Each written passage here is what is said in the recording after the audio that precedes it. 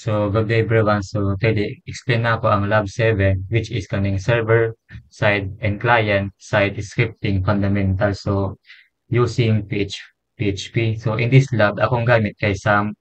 So, ang first kay mag-install kag SAMP or WAMP. So, if naka-install na kag SAMP kay set up na to ang SAMP.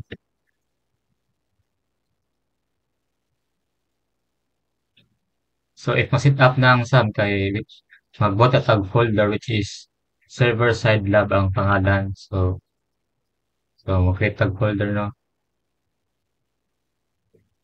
Server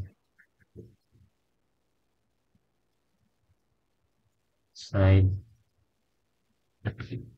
lab. So next ana kay matuta sa SAMP which is a folder sa SAMP. Then tong gibot ato na folder kay butan nato sa htdocs.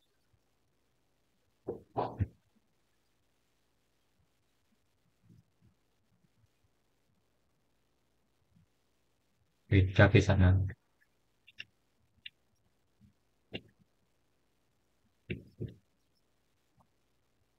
So nabutang na ang kuan server side lab sa SAMP which so next kay run nato sa browse. So next kay ang SAMP set up ko nato no.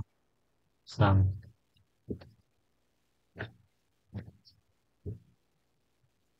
So ang SAMP kay na-start na so next ka sa kuan dashboard sa localhost.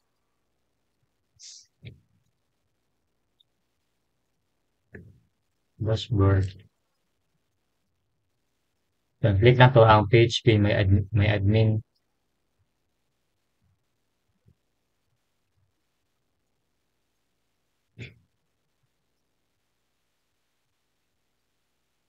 So wait lang sa loading pa.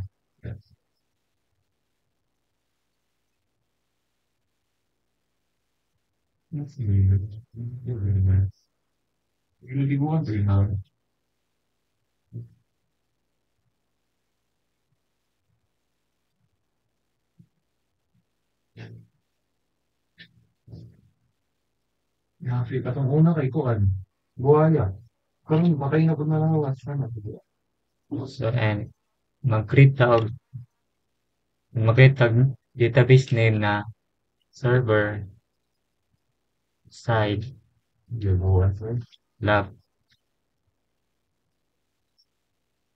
and so nakabot ang tag database name para sa server. So let's proceed na sa VS Code then open na to tong folder na gibuhat nato katong server. So search sana ko ang VS Code no.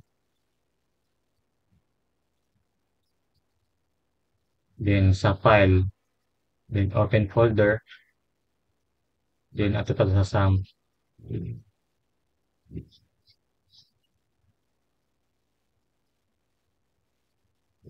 then htdocs.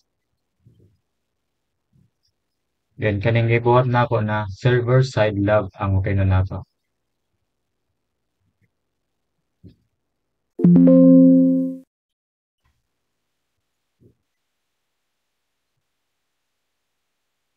So nakabot naman lang ko index.php na to. So first kay maghimo ko og index.php na ang file kay gipadagan sa server una before ibalik sa browser. Sa first part simple ra. So mo ni ang first part kanina.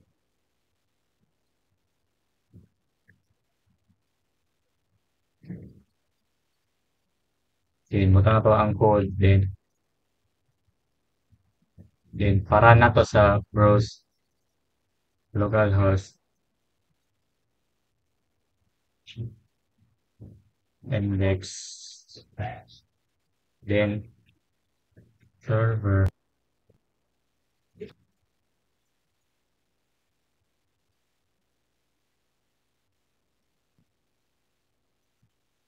side.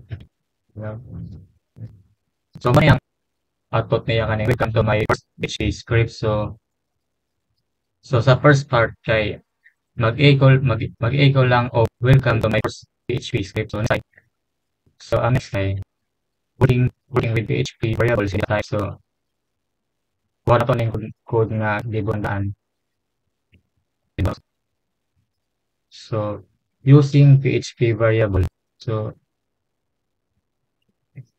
eh,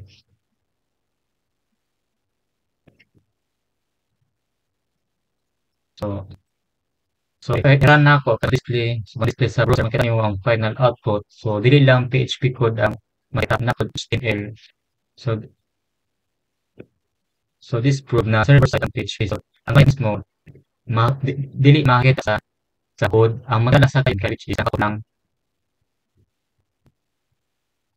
source type interaction with client side script. So Java.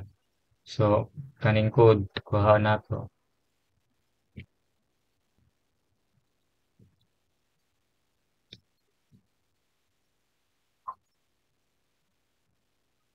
So sa start ang PHP na create o variable na this message come from the server. So pero ang JavaScript ang nag-display niya lang sa browser. So ito sa execution kaya PHP ang first sa server. So dito niya ang value sa JavaScript. So browser receive the final HTML plus JS. So JavaScript runs. Mao na makita nimo sa page. So which is ang makita nimo sa page nako kay welcome to my first script and user information. So ang name kay Maria, ang 20 student status. Then sa last part kay this message comes from the server. So ang PHP equal server side before the page loads. Ang JavaScript kay client side after the page loads. So sa final output kay so mao ni ang final output.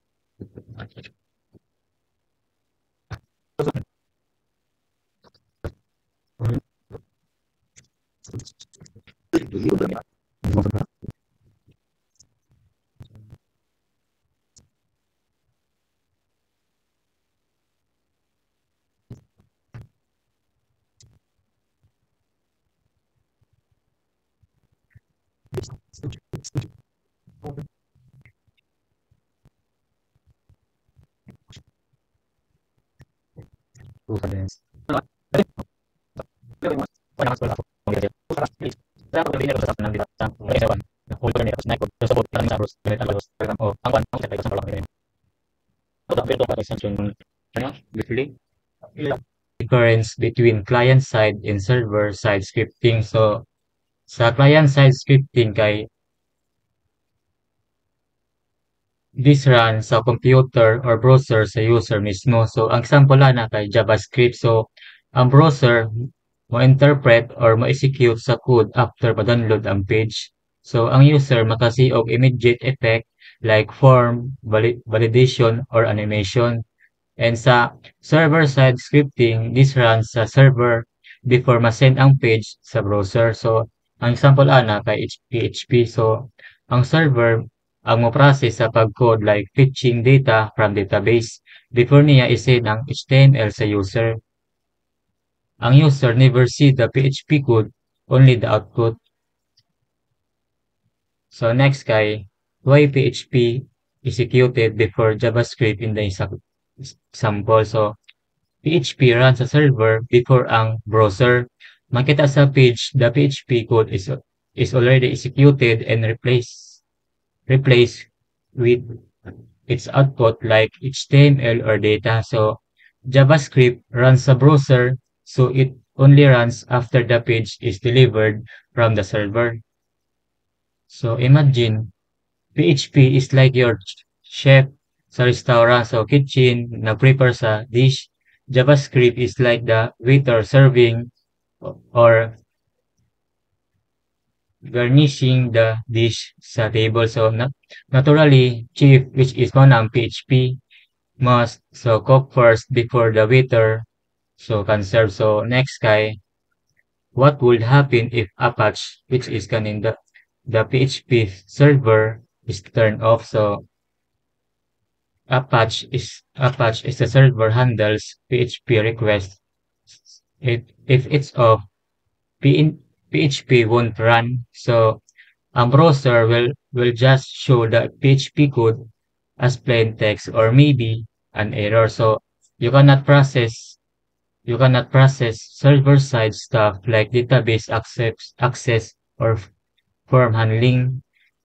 So kung off ang Apache, murag restaurant close, you can still look at the menu HTML. So pero wala gyud luto sa dish, PHP won't run. So dili maran ang PHP if naka-off ang PHP server.